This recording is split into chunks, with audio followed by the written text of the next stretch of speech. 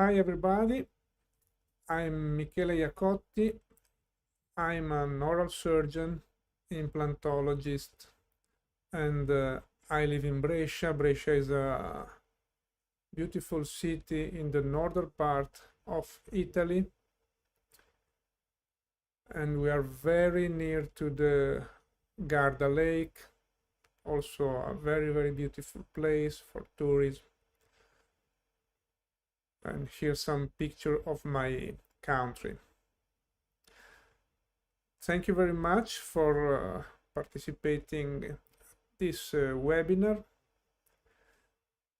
I'm going to show you my clinic, and this is my clinic from my speaking right now. And my today topic is to talk about the allograft, so the grafting with the human dehydrated bone. So we have to start from the past in order to arrive to the present and the future. But talking about the past, my personal experience started in late 19s when I started using the first graft with this particular material. So I'm going to show you one case. This patient came to me with this canine failing implant. You see the implant coming out by itself from its site. This is the healing after the implant removal, so you can notice the lack of bone, of tissue in vertical and horizontal, and so we need to reconstruct the bone. So we started with this block, tricortical bone in iliac crest. This is dehydrated bone. It was the first porous bone from Tutogen, Germany. And what we have to do, we have to spend a lot of time during surgery in order to correctly shape the graft. So we have to, you see the blood on the gloves because we are operating the patient, and we need time in order to remove the cortical layer from this graft because we need an attachment from the medullary bone to the medullary bone, and we spend a lot of time shaping the graft because we need a very precise graft. We need a very precise fitting between the recipient site and the graft we are shaping. Here, after spending, I don't know, a quarter of hour, 20 minutes in order to correctly shape this graft with the open flaps, the blood, and the patient to manage, we arrived at this shape. This is a J block, so horizontal and vertical reconstruction together. We do the holes for the osteosynthesis screws. We fix the graft. In this way, the graft must be very stable. No movement, because with the movement we have no bone formation at all. And this is the healing. We protect the graft with a collagen membrane. This is the healing of the soft tissues, and waiting 7, 8, 9 months. We need a lot of time in order to have the new bone formation. This is what we can see after the screw removal and the implant positioning. You see the implant in position, the reconstructed bone in vertical and in horizontal. Look at the final restoration, time 0. You have the canine and the premolar, and the second premolar is another implant, a natural tooth on the molar. And this is the follow-up after a lot of time, 30 years of loading and we have a good stability of the soft tissues and good stability of the hard tissues. So good follow-up, no resorption, good stability of the newly formed bone. And it was the past.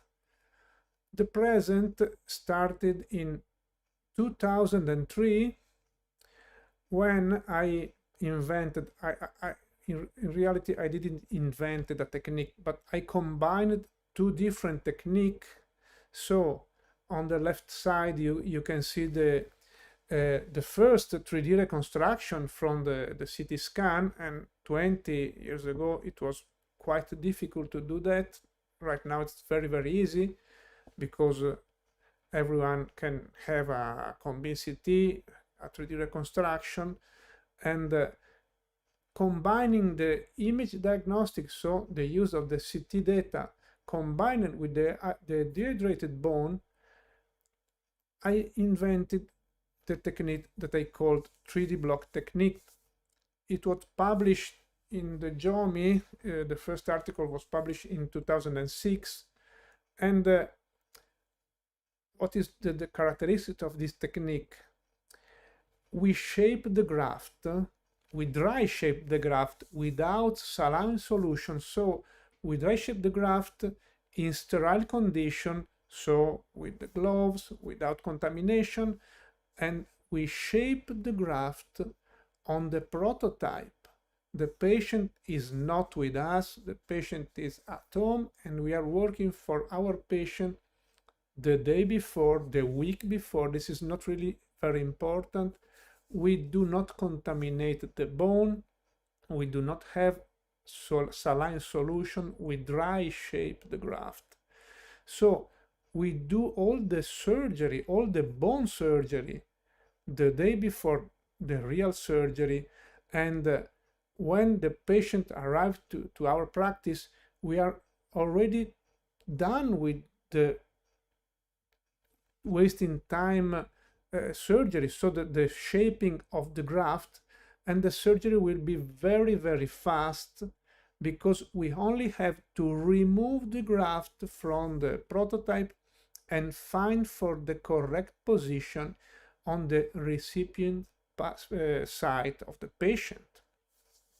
So our concentration, our goal is only in the soft tissues management, because this is the most difficult part in every regeneration. We must correctly manage the tissues.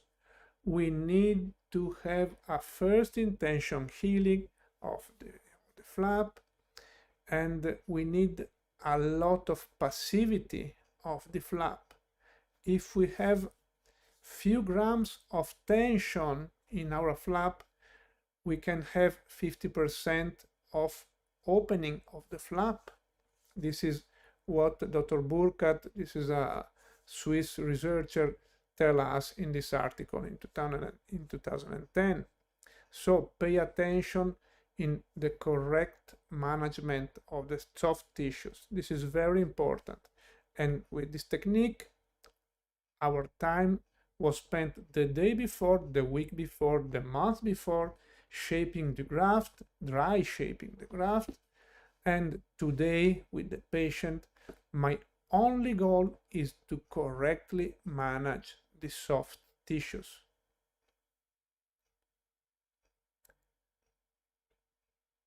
The most percent of complication during surgery with allograft is the soft tissues problem. So pay attention. Incision, the incision in order to get the flap very passive, and the suture, horizontal suture combined with single stitches. You can see a resorbable suture 5.0 monofilament, synthetic but resorbable. So we start with a virtual surgery, virtual because our patient is not with us. We are working with a prototype. I have plenty of prototype in my clinic. All my patients have some prototype in order to have the anatomy in my hand, and I can sterilize those prototype and working in sterile condition with a sterile prototype, dry shaping all the blocks. So I start with a long surgery, bone surgery the day before, and I arrive with a very fast surgery with the patient, because the only thing I have to do is the correct soft tissues management. So I must reach a very passive flap. And this is the secret for every kind of bone regeneration. So this is the healing, soft tissues healing. Of course, after a few months, I wait 6 to 7 to 8 months, and let me show you what happened after this. This was the first case I did with this technique. So I asked the patient a CT scan after 8 months of healing, and this what I can see. I cannot appreciate bone resorption. You can see the head of the screw in the same position as 8 months ago when I put those blocks in place. So here we have on the left side the pre-op situation, and on the right side the post-op situation with the implant planning. You see the good amount of bone in order to do my implant restoration. So this is when I open the flaps after 8 months. You can see no resorption. What I did, I find today, and today I can easily place my implants. Here, a good quantity of bone. This is the final restoration after 3 to 4 months of osseointegration of the implants. And let me show you the most interesting thing. This is the situation control after a few months of after the loading with the final restoration, metal ceramic restoration. And look what's happened after a lot of years. So this is the situation time 0, and this is the situation after, I don't remember, 15 years. The tissues looks better today than 15 years ago. The quality of tissue. And look at the radiographic control, the good stability of the tissue, the grafted tissue after 15 years of loading.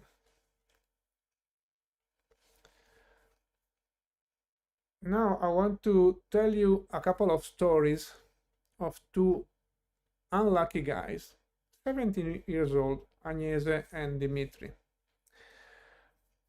Different stories. Agnese, she fell from a horse, and she came to me in this situation, and intraorally this situation, some enamel fracture. Okay, this is not a big problem, but she left a central incisor, and also the bone, you see.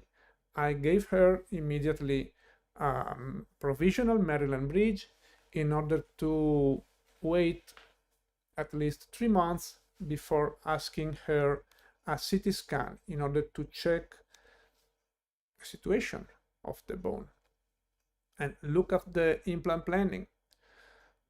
Of course, we need a bone regeneration. We need to do something. And what I did is to ask an Italian company that produced prototype. I gave the CT scan data, the DICOM data, in order to have my prototype to sterilize. I sterilized the prototype, and I started shaping the graft on the prototype. Agnese was at home, and I was working for her in sterile condition in order not to contaminate the graft during the shaping, dry shaping, no saline solution. I create the holes for the osteosynthesis screws.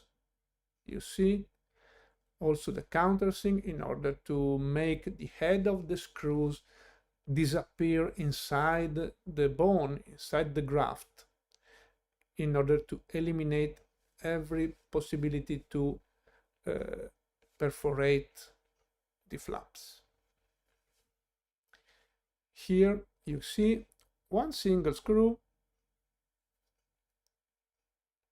and I have the time to correctly shape the membrane. This is a pericardium membrane shaped in sterile condition on the prototype.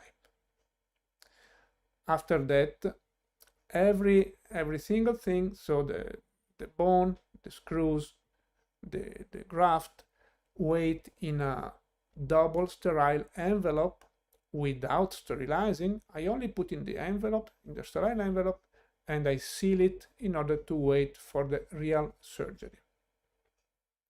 And this is the real surgery. So you can see the refresh of the cortical layer. We open the potential for the bone formation. So we open the cortical bone in order to arrive to the spongiosa bone. Look at the passivation of the flap. This is the first thing I do, the only thing I have to do, because the bone is already done, waiting for us, waiting for this step, the fundamental step, so the passivity of the flap. Look at the positioning of the graft, and the reason why only one osteosynthesis screw was that I planned to put the implant together with the graft. Here the implant positioning together with the graft, and I protect everything with the pre-shaped membrane, pericardium membrane. This is the suturing phase. You see 5.0 monofilament suture, and you see one horizontal mattress suture in the central crest incision and a lot of single stitches on the lateral incision and in the central incision. After 8 months of healing, we reopen, of course, we put the healing abutment, and we shift a good quantity of keratinized tissue from the palatal aspect to the buccal one in order to have a very good quality of tissues surrounding the healing abutment. Okay, now the patient is ready to go to the prosthodontist working in my clinic, and he started conditioning the soft tissues with the provisional prosthesis. But look at the quality of the tissues we have. And after the tissues is well conditioned, this is an old case, so we are still working in analogic way, and we take an customized pickup in order to take the impression. You can see the customization with the flow, with the composite flow, in order to have the correct tissue shape. This is one zirconia abutment, and here again look at the maturation of the tissue or the quality of the soft tissues, and this is the final restoration. So Agnese now is 19 years 18 and a half years old, and this is the aesthetic. Agnese is very happy of this aesthetic. This is Agnese immediately after trauma. This is the follow-up after 5 years. This is the follow-up after 10 years of loading. Look at the stability of the tissues. 10 years follow-up. Time 0 and 10 years follow-up. You can see the abrasion of the incisor, but the soft tissue stability is perfect. Look, after 10 years, so after 11 years from the grafting of this central incisor. And here I wanted to remove the crown in order to check the quality of the tissues. Okay, now I want to show you something really more complicated. Dimitri, very unlucky guy, ectodermal dysplasia and complete anodontia. Dimitri was wearing a couple of dentures since he was 3 years old. This is Dimitri.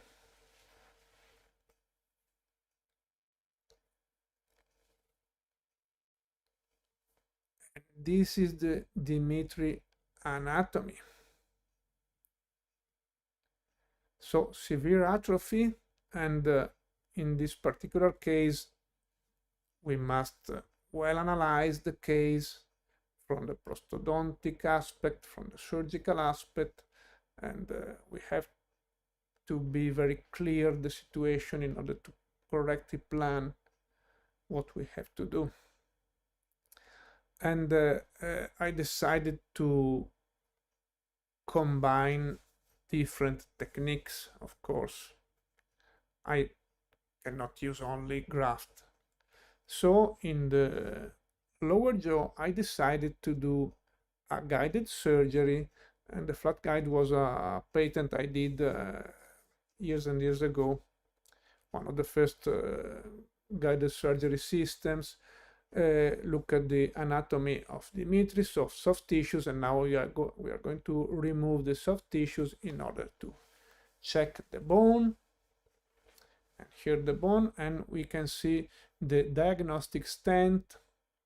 You see the teeth. Now we check the nerves, and I decided to place 5 implants intraforamen. Here the planning. This is the volume going over this particular appliance. The name was flat guide, and here the extension of the implants, creating the holes in the flat guide and in this volume. You can see the view from rear, and you better see the small holes in the flat guide and the volume going inside like Lego. Click in order to have the correct position, and the holes created by the implant extension. And now what's happening? We can have this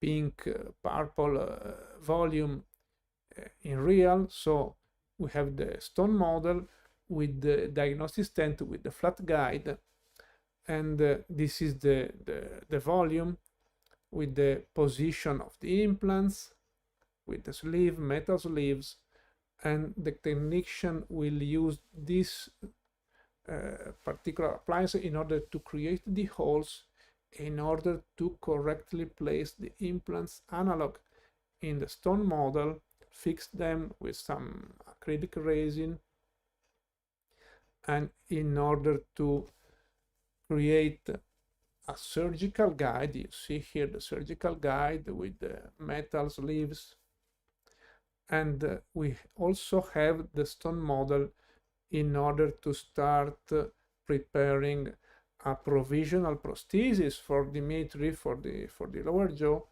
So this is a metal framework, and this is the final bridge in order to reline in directly in the patient mouth. So this is the position with the silicone bite for the correct position, and this was taken also during the CT scan. And now we ask Dimitri to bite the silicone bite in this way in order to check the same position during surgery, and we fix the stent with some screws. You see, and now we can remove the bite, and we are ready for the first flaplet surgery. So we start. This was the first one of the first kit by Nobel, with the spoon, with the reduction, in order to have different diameters for creating the holes. But I don't really like the flapless surgery. I did flapless holes, but after that I wanted to open the flaps, look at the holes in the alveolar mucosa, and look at the keratinized tissue, where the distance between them. So I want to manage my keratinized tissue. So I did flapless the first holes, and then I opened my flap. I placed my implants. I placed my MUA, and then I can suture, and I have a good quality soft tissue surrounding my abutments. I do not want to have alveolar mucosa. I want to have keratinized tissue around the implants. And this is the reason why I prefer to do an incision. I split the soft tissues, the keratinized tissue, in order to have this quality of tissue around the abutment. Now I can reline the Toronto bridge with some resin, and then I can finish with the resin. I can polish, and the prosthesis is ready for Dimitri. So Dimitri start having a fixed prosthesis in the lower jaw. And now we can start thinking about the upper jaw. What I did in the upper jaw: double sinus lift before, and after 1 year, because the atrophy was really severe. Now I'm going to show you some pictures. And after the sinus lift, I started with the reconstruction of the premaxilla with the 3D block technique, so having the sterile prototype shaping the graft. Look at the anatomy. Remember that Dimitri never had teeth, so no alveolar process, nothing, only basal bone. Look at my planning. I decided to place 7 implants, a couple of implants in each sinus, and 3 implants in the grafted bone in the premaxilla. Look at the residual bone, quite nothing. And I decided to do, first of all, you can see the piezo with the tip, the ES005, made by Esachrome, designed by me, for the opening of the sinuses. You can see the incision, very thin incision. We place the biomaterial, and we replace the bony cover. We do the same in the lateral, in the right sinus. You can see implant positioning together with the sinus lift, and we reposition the bony cover. So one step, but after one step I have to wait 9 to 12 months when the atrophy is like this. So I waited 1 year.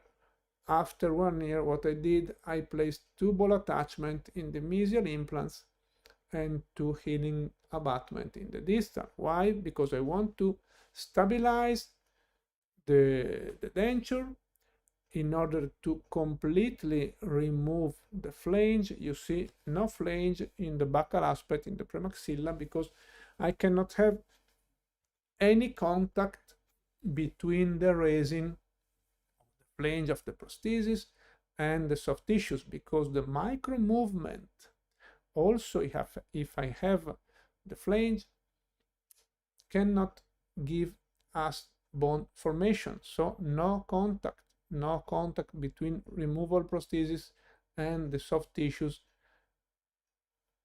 covering the grafts. So I started shaping 3 or 4, I don't remember, graft, only spongiosa bone, only medullary bone, allograft. You see the dry shaping, I follow the anatomy, and when already it's fine, I am ready for the real surgery the same day, the day after, whenever you want. This is not a problem. And the surgery will be very, very fast. And look at the quantity of the residual bone, quite nothing. So I fixed my graft, I covered them with a resorbable membrane, and I suture. You see 1, 2, 3, 4, 5 horizontal mattress, followed by a lot of single stitches. Again, we have to wait 8 to 9 months before placing implants. Here the implant placement. Wait for the osseointegration, so 3 months, 3-4 months. We place the healing abutment, and then Dimitri is ready for the prosthodontist to look at the healing of the tissues. And again, here, screw connection for the implant, for the screw retaining prosthesis, like Toronto. Here the impression, the fascial bow, all mounted in articulator. And we can start with the wax up. This is a fundamental phase because we have to check the aesthetic, phonetic, vertical dimension, a lot of parameters to be confirmed. And when everything is fine,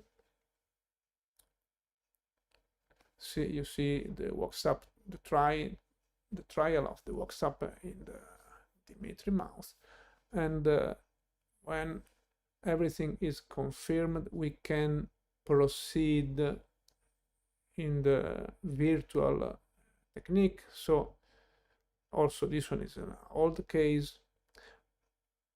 We can duplicate the wax up in order to have in virtual in the CAD the shape we did with the wax up. So we scan the wax up, and here we are designing the framework, and we decided to do 2 zirconia framework. And here is the trial, but look at I'm really not interested in prosthesis.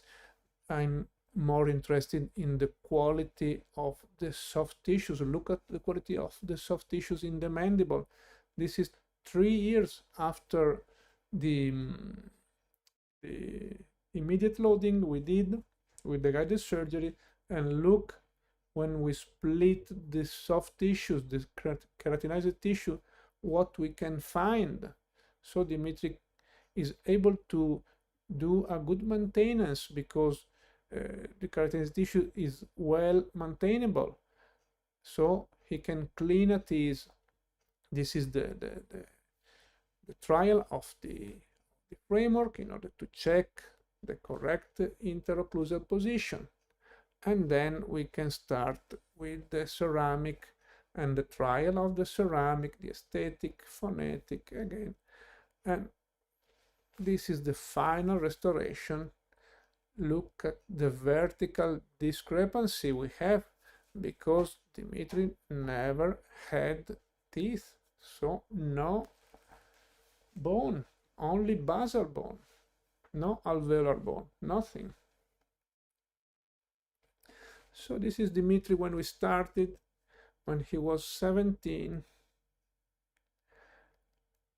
1 year after treatment. This is the control. This is 5 years after treatment. And I think I have the 10 years follow-up. Now we are at 15, 16 years, and the stability is absolutely the same.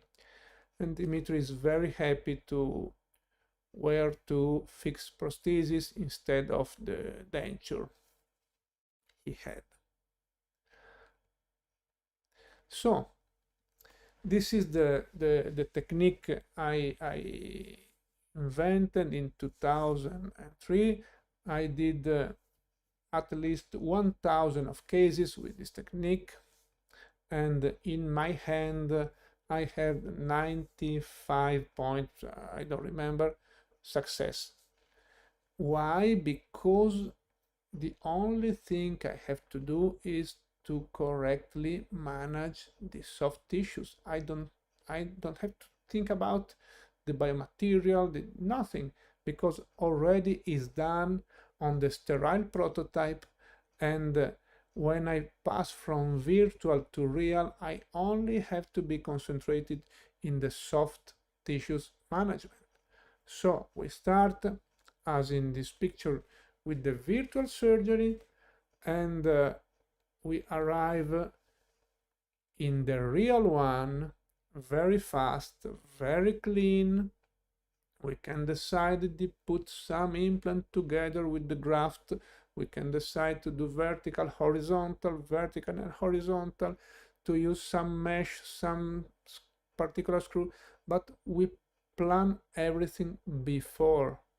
We do not invent anything with the patient because we already plan the surgery before on the prototype, sterile prototype. Okay, and this was the technique, the present technique. So with the prototype to be sterilized and the dehydrated human bone. Okay, now I want to spend some word about the future, but the future is today's reality, because in 2009, if I well remember, and I published the first article in 2014, I invented a particular software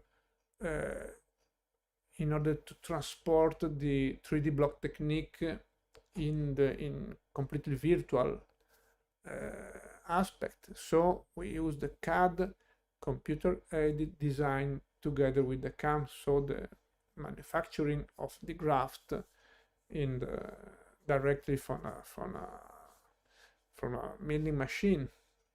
So now I'm going to show, this was the first case, the case I published with my friends Pietro Felice and Carlo Barausse from the Bologna University. And here you can see quite easy situation, but very frequent. So mandible very thin, vertical is okay, but horizontal, no, we need to reconstruct the bone. So we need to do something. And what can we do? You see from the high, the need of bone reconstruction. And look at this. We are in virtual, and this is my block, my bone block. I can decide the size of this block, and I have the tool in order to position the block, and then the computer will decide the shape of the contact surface. And I only have some very easy tool to shape the buccal aspect. So we can remove material, add material, smooth the surface. Very easy instrument in order to have a correct shape. In this particular case, I decided to keep this vertical stop in order to have one unique position of the graft, because I wanted to try the precision of the manufacturing of the graft after the STL file generation. So here we have some picture. The software can allows us to decide the dimension of the block I have, because every company has different dimension, maximum dimension of blocks to shape, to prepare. And here the positioning, and here when I finish my virtual shaping of the graft, you see the quantity of new bone, and this gray part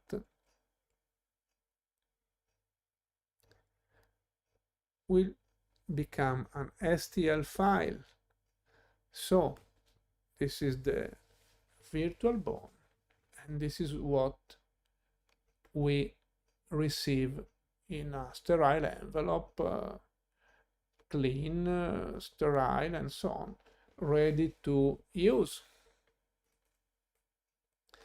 So this is what I received from the tissue bank. It was perfect. I only have to rehydrate the graft. How can I do that? I use the saline solution. I take 20 cc syringe, I put the graft inside, I put the saline solution, I remove the air, I close, and I do the vacuum in order to look at the bubble. This is the air that was inside the medullar spaces.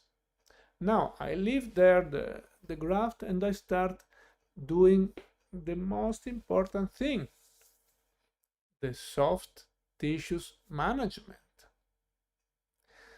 Now I have to find the nerve. Look at there, the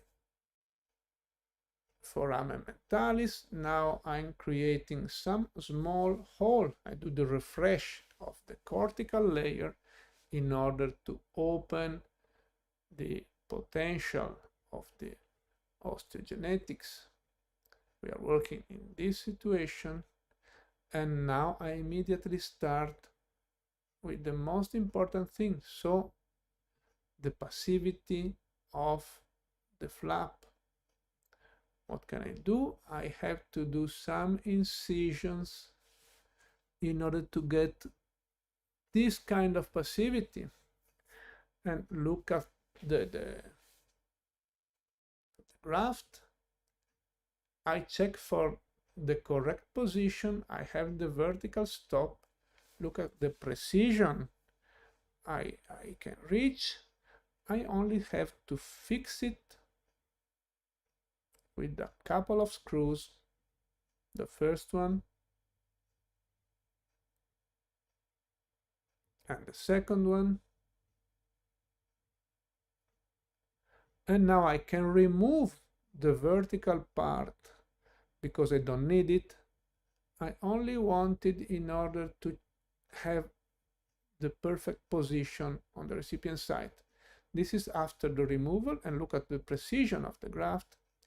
Of course, I have to protect my graft from the resorption using a pericardium membrane, and this is 3 horizontal sutures, again resorbable suture, monofilament, and then continuous suture on the central incision and in the lateral incision.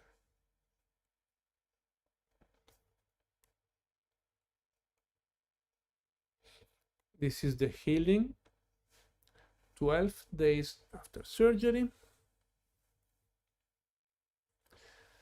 This is 21 days after surgery, but now I have to wait 8 months of healing in order to open my flaps and check. Before doing that, I asked the patient a CT scan. This is a 4 months healing, and now I can see a good quantity of volume. I cannot appreciate also here resorption, bone resorption. This is thanks to the activity of the membrane that protect the graft from the pericardium attack. And look at the flap opening after 8 months of healing.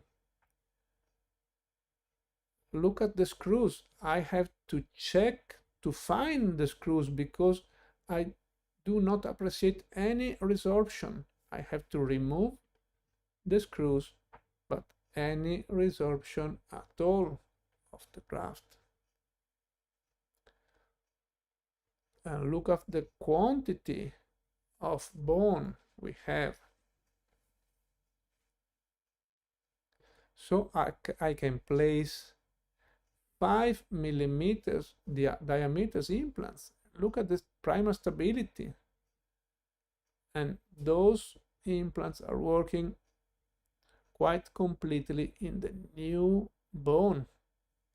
You can see the implants, and you can see the line from the new bone and the recipient bone. So again, we suture, we leave the implants submerged for 3 months. It's more than enough. Why I submerged those implants if I had this primal stability? Because I wanted to augment the keratinized tissue. So here I'm removing the alveolar part of the tissue. I do a stent with the paper of the suture.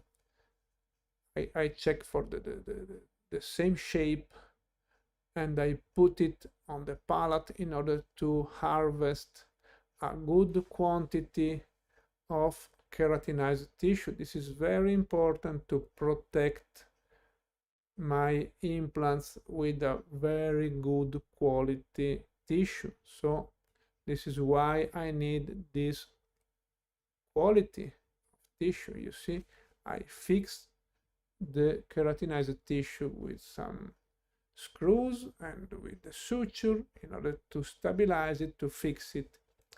And I do this 1 month before reopening in order to place the healing abutment. And this is the quality of tissue I can have. Look at the quantity of keratinized tissue, and this is for my, in order to make the patient able to maintain in the long term the quality and have a very good oral hygiene with this kind of tissue. So customized abutments, and the final prosthesis, but look again at the quality of the tissue surrounding the implants. Another case, aesthetic zone.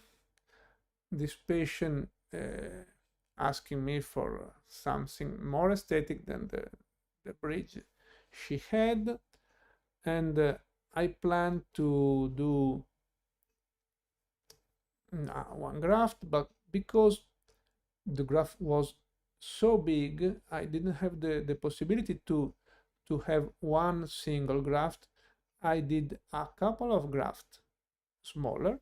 So I start with the first. I put my first, and you see I can decide the length, the width, and the height of my first graft. I put in position. I ask the software to decide the implant contact, and then I can shape the buccal aspect. So at this, I play with my computer in order to have the best I can do for my patient. So this is the first shaping, and after the first shaping of the graft, I can place the second virtual graft in position here. Again, I have to ask the computer to shape the contact surface, and then I follow the first shaping in order to have something like this, a couple of grafts, and you see in the image below in the right side the contact, the red dot is the shape of the graft, and you see you can check the contact surface between the recipient bone and the graft I am shaping. So I have all the instrument, all the tools in order to have a correct job. So this is the virtual reality, and this is the real reality. So what we find with the patient, and you can understand that because the bone is already done, I only have to think about the management of the soft tissues, so the passivation, the mucoperiosteal incision, in order to get a very passive flap, in order to cover the graft and the membrane without any kind of tension. Remember the research of Dr. Burkhardt, few grams, 1-2 grams of tension, 50% of exposure. This is the situation after 8 months of healing. Again, we cannot appreciate any resorption of the new bone. We only have to remove the graft, place the implants, look up the quantity, and this graft was also for the lip support of the patient, so we can have a perioral aesthetics thanks to this new volume for the lip. This is the suture. We are waiting for the osseointegration of the two implants in the lateral position, and the prosthodontist think about the reconstruction of the canines, and now we can open the flap. After the integration, we do an incision in the palatal aspect. We need a good quantity again of keratinized tissue in order to have a very strong tissue around the implants. And this is what I do. Look at the quality of the tissue. It's maturing, but it's very good. this is the first provisional. This is the lip support for the patient with the provisional prosthesis. And this is the final restoration. Look at the quality of the tissues around the implants. And this is the radiographic control after, I don't remember the time, but very good aesthetic lip support, bone, and so on. The patient was very happy. I want to show you another case. We are in the lower jaw. We are removing the soft tissues. Again, very frequent situation. So the mandible, what I do, GBR, graft, split, I don't know. The graft solution is very, very easy, very, very fast.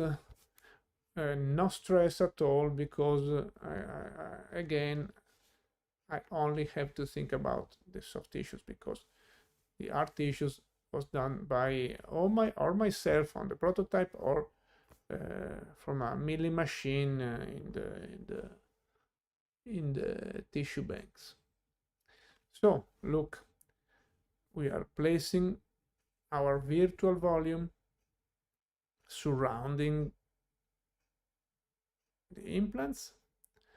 I have to tell the software this is a horizontal graft, or this is a vertical graft, because the software will scan the surface in order to check for the contact between the bone and the graft. And now we have, I told you, some tools. Here I have to create the space for the mental nerve, for the emergency of the foramen mentalis. And you see, I'm playing with the computer in order to do that. Now I don't waste time showing you, but I have to waste time in order to have a correct shaping of the graft. And now we can go on like this. Here is the graft I received.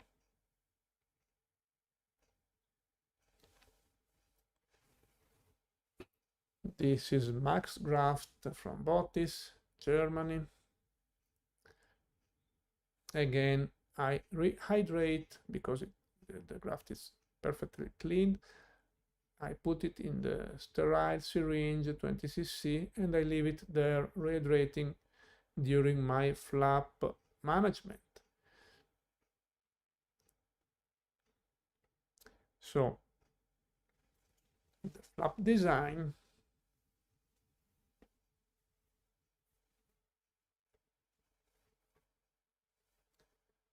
I have to check the nerve, find it, look at there. I do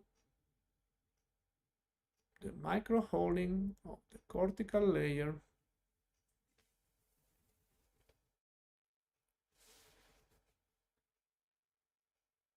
I want to do, in this particular case, a root coverage of the canine. And again, I immediately start the flap management. So mucoperiosteal incision, in order to have a very, very passive flap, because this is the secret of every kind of bone regeneration. And in this particular technique, I have all the time I need, because I don't have anything to do, only this one. Check the passivity, and now I have to check the position. You see, I'm surrounding the mental nerve with the graft, the pre-shaped graft. So in this case, I didn't ask for the stop, for the vertical stop, so I have to check by myself the position, but it's very easy. It's very easy to do. When I find it, I do the 2 holes, and look at this particular bone.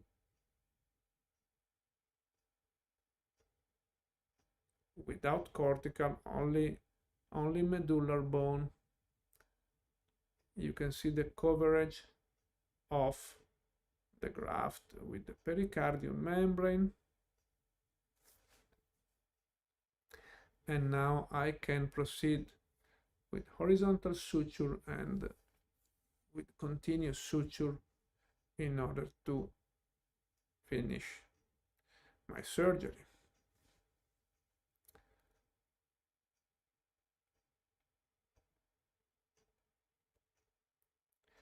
Look at this image. So how was the bone in the time zero when I grafted in the recipient site? Healing, suturing. This is the healing after 12 days, I don't know. And look at the healing after 8 months. Look at the new cortical bone. Only because we know that we grafted, but look at the quantity and the quality of the newly formed bone. You can check a little bit the line of the bone, but also in this case, I could place 5mm implants in the molar because I had a lot of new bone. Look at the implants. In this case, I split the keratinized tissue, so I immediately placed the healing abutments. And look at the healing after 3 months of osseointegration. Look at the quality of these tissues. So the maintenance is very easy for the patient. This is the final prosthesis, final restoration, metal ceramic restoration. Look at the quality of the tissues. And this is the control 1 year after loading. Very stable tissues, very happy patient. Last but not least, look at this extreme case. This young lady, also with a horse, accident with a horse, maxilla fracture. She left some incisors. She went, of course, to the hospital. The maxillofacial surgeon did his job. This is the situation after the fracture reduction. After that, the maxillofacial surgeon decided to harvest some autologous bone from the iliac crest, and he did this graft, but this graft wasn't enough, and the maxillofacial surgeon said this patient, no, stop, I can't go on because I don't have where to find the tissue to cover the new graft. And so look around, and she arrived to my observation, and I decided to take care to her and to try to do my best in order to solve this problem. Very young lady with aesthetic needs and function needs and so on. So what I did, I decided to do an allograft over an autograft. So you see, I place my big graft. Now I have to reduce the dimension because it's too big, but I have the possibility to decide the dimension of the graft, you see, and well positioned, and tell the software scan from occlusal or scan from lateral in order to check the contact surface. And you can see in the right side images the contact of the block on the all the graft that and they are going to resorb the iliac crest graft. You see the ligament, metal ligament in the buccal aspect, and now I have all the time to play with my computer in order to try to do my best in order to virtually, because we are in virtual dimension, to virtually regenerate the bone I need.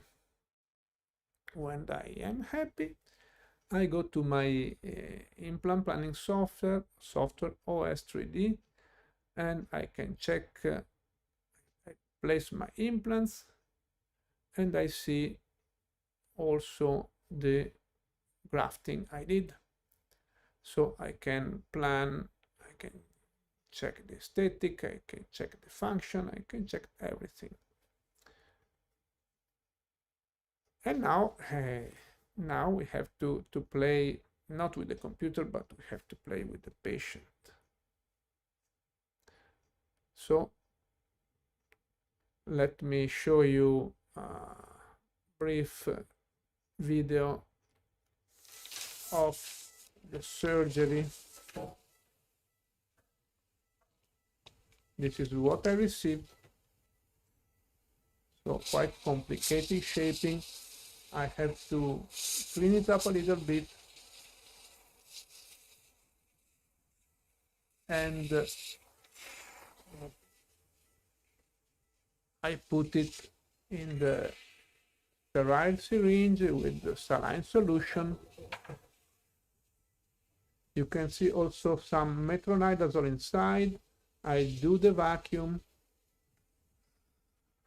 and I leave there the graft, and I start doing the most difficult thing. We have no tissue, and we need a lot of tissue. So we have to, now we have to remove the osteosynthesis screws. We have to remove the metal ligament, and you see the resorption of the original graft. This metal ligament was ligating the graft, and now is only in the soft tissues.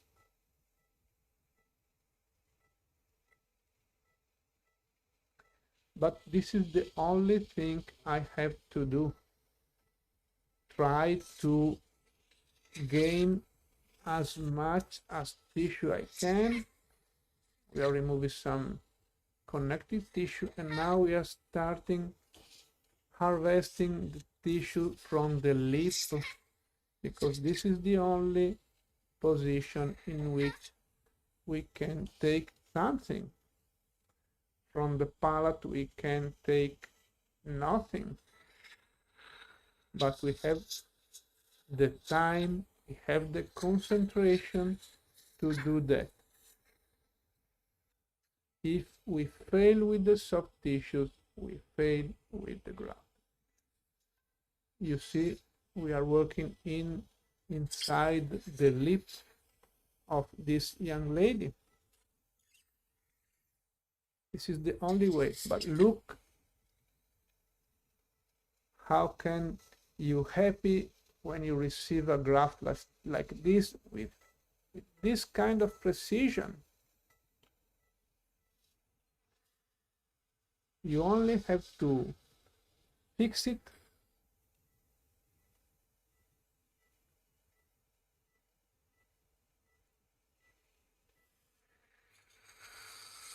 the second screw. Virtually I was a little bit too generous, so I have to reduce a little bit the graft in the palatal aspect. Now I have to cover it with the pericardium membrane, you see, and now I have to check the passivity of the graft. And you see the tissue, the lip, and this is the reopening after 9 months or 10 months, I don't remember, but a lot of time of healing of the graft, and let me show you what happened with the graft, allograft over an autograft.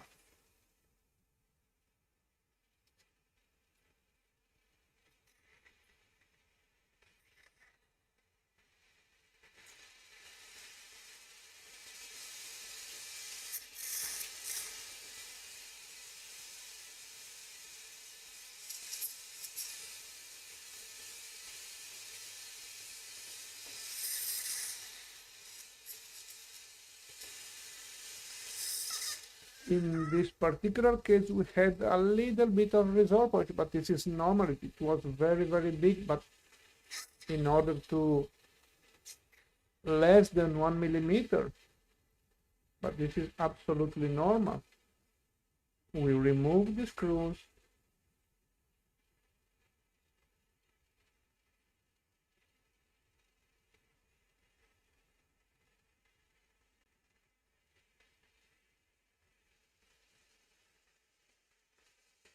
we remove the connective tissue. This is absolutely normal to find surrounding the graft, and the GBR as well. But look at the quality of the newly formed bone.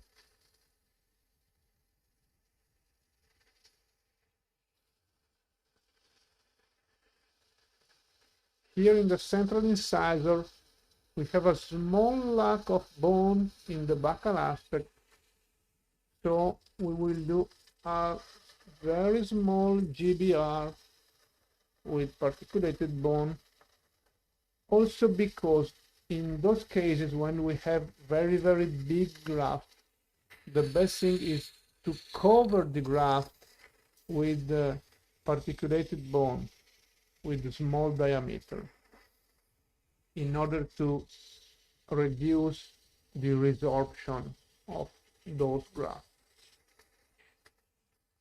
I'm talking about vertical graft. Where is the challenge?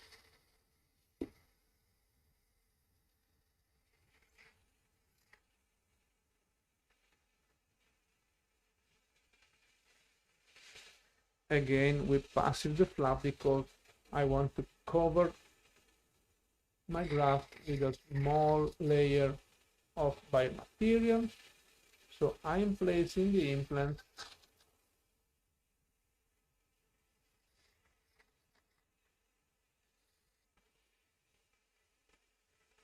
and this implant will have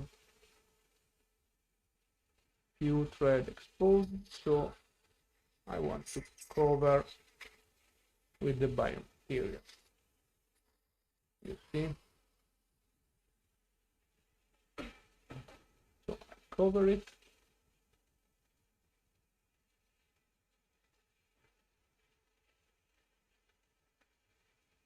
And I cover the whole graft in order to reduce the possibility of resorption of the graft. Now this biomaterial will osteointegrate on the graft because this graft now is patient bone. We had remodeling. Now we protect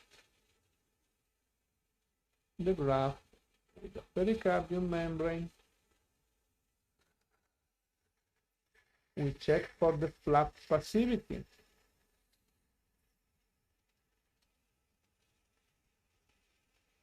Which is very important again. And we suture horizontal, mattress suture, and single stitches.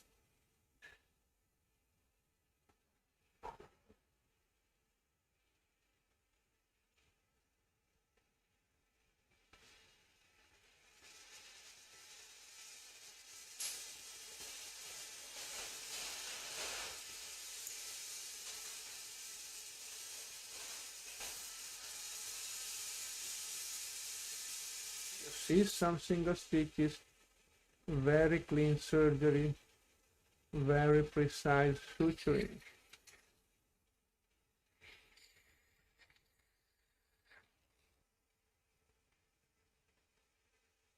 You see the continuous suture.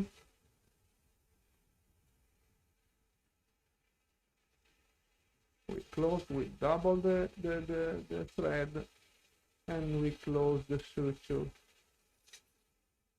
this way.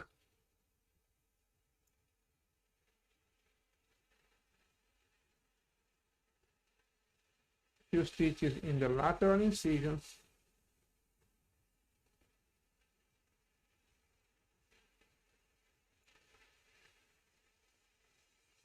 And we check the removable prosthesis of the patient in order to avoid any compression on the soft tissues.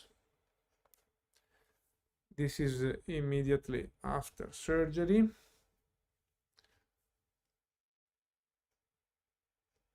This is after healing, and now what we have to do, we have to once we reach the osseointegration, so after 3 to 4 months, because we did the small GBR, we have to replace the keratinized tissue in the correct position. So we have to remake the tissues in position, the lip in position, and in those cases quite difficult to do that.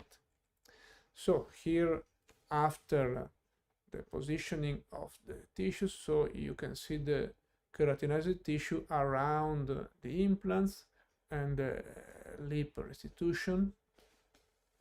We take the impression, analog impression, in order to have the first provisional. You see the trial of the metal, and now we are in digital because we want to check the wax-up and take the impression with the scan abutment, the occlusion. We check the color, the occlusion, and so on. You know, the digital way we can do what we want. We check again the position between the jaws, and this is the final restoration. This is the smile line of this young lady. This lady is very happy with this new prosthesis, and this is the tissue situation. You see, and remember the position from we started, because this is not absolutely perfect, but we gain more than 12 13 millimeters in vertical, so a lot in this aesthetic zone. So the patient is absolutely very happy, and we are very happy, considering that the maxillofacial surgeon didn't want to operate again the patient because the lack of soft tissues. But with this technique, with the technique I show you this in this webinar, we have all the time we need in order to correctly manage the soft tissue, because this is the only thing we have to do.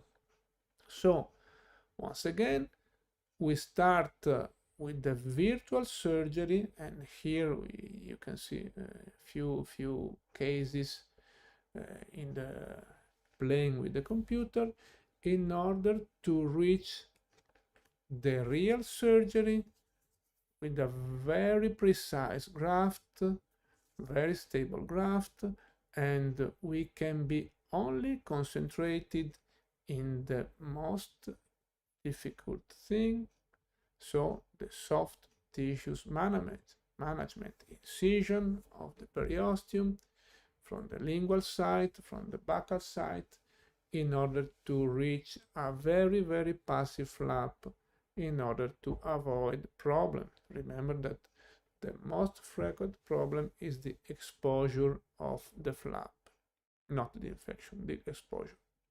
So we have the time to do our best in order to reduce this kind of problem. So I'm going to finish my lecture. I want to sum up with you the advantages of the combined technique, because one is the evolution of the second, the 3D block and the one graft technique. Of course, the grafts are really more precise, because in the 3D block technique, I shape the graft on the prototype, I dry shape the graft, and the prototypes are really precise. The anatomy is identical to the bone anatomy. So if I spend time correctly shaping the graft on the prototype, I'm sure I will find an incredible precision on the recipient site during surgery. And I have the same if I ask my software to do my graft, or I ask the company that do this kind of service, like the company I told you before, for creating the graft, and the precision is really incredible. Absence of stress during shaping.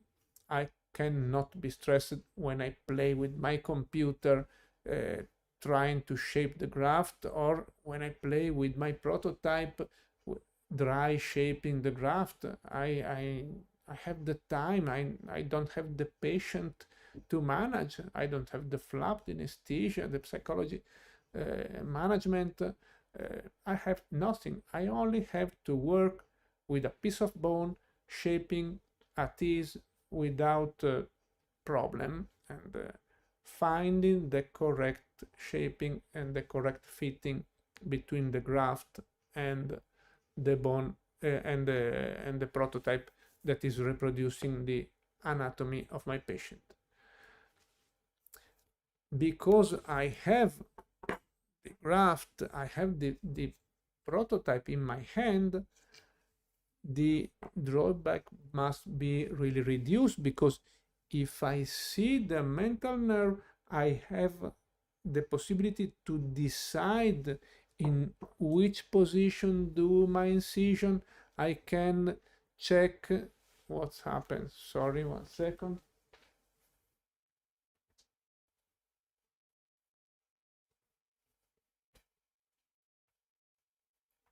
I can decide the incision. I see the anatomy. I have the anatomy in my hand, so I have the possibility to reduce the intraoperatory drawbacks. And moreover, the surgical time is really reduced, because I already done everything. The bone is already shaped on the prototype or by the milling machine in the tissue bank. So my time, surgical time, is only dedicated to the tissues management. This is very important. All my time, only tissues, soft tissues, hard tissues is already done, no problem, no time to waste, and my concentration is only with the most important thing, the correct shaping of the flaps and the correct passivation of the flaps. So I can say you thank you very much for your attention, and if you have any question, I am very happy to, if I can, to answer you. Those are my social media. If you want to follow, you can find videos and so on in my social media.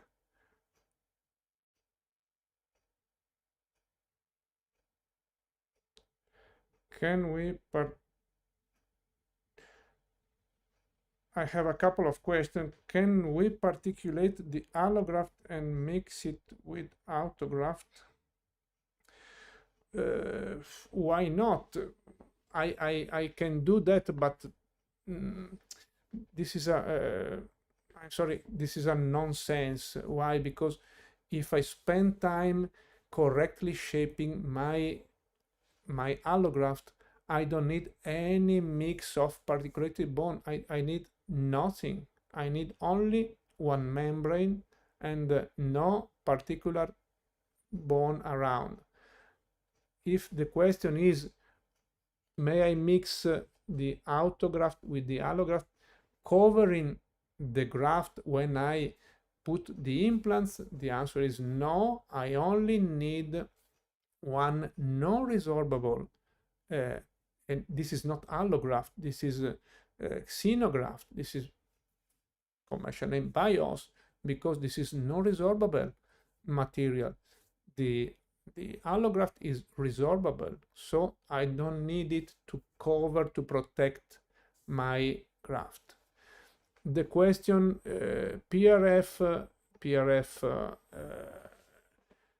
covering, no, it doesn't work, because the PRF resorb, I tried a few cases, only 5 or 6 cases, but I found important resorption of the graft. So the PRF membrane is very useful for other situations, but not for protecting the allograft from the resorption of the periosteum. Number 3, in bone regeneration, there is a formation of cortical bone. Absolutely yes. I have shown you this case because in which you see the cancellous bone in grafted, and after 8 months you can see a new cortical bone formation, because there is a complete remodeling of the graft. You can't find your graft, but you find only new bone, and the new bone of course have to need a cortical layer. So there is a cortical bone formation.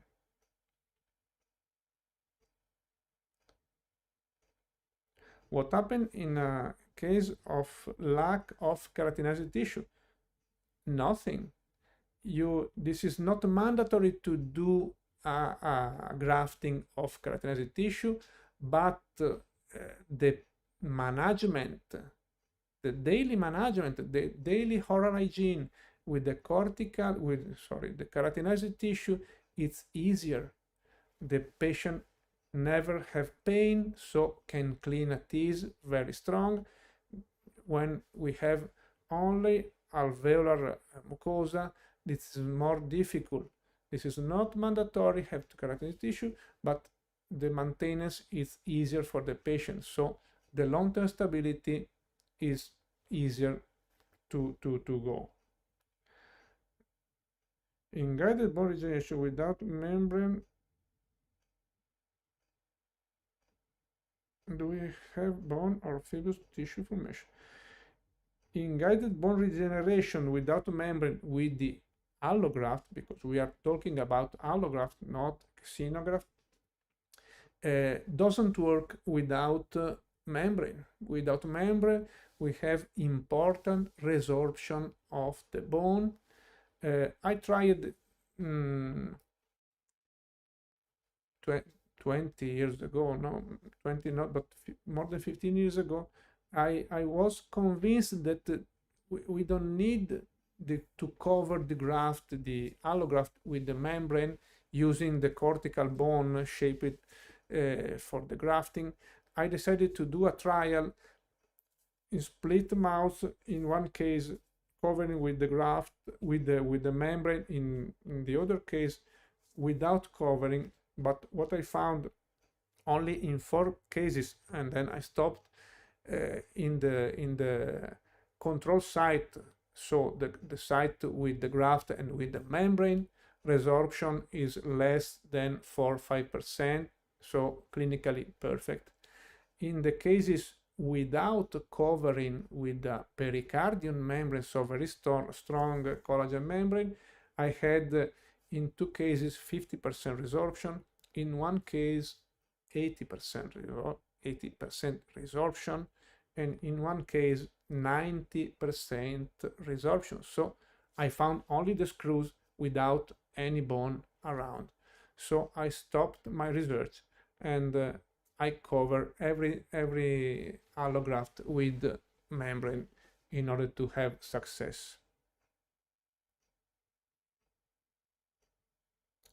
And this was the last question.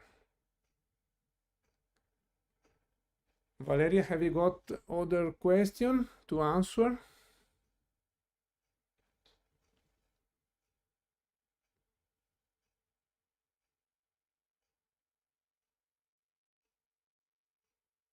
None you now? Okay, so thank you very much for participating. I hope you enjoyed what I do, everything with the guided bone regeneration using allograft. Thank you very much. Bye.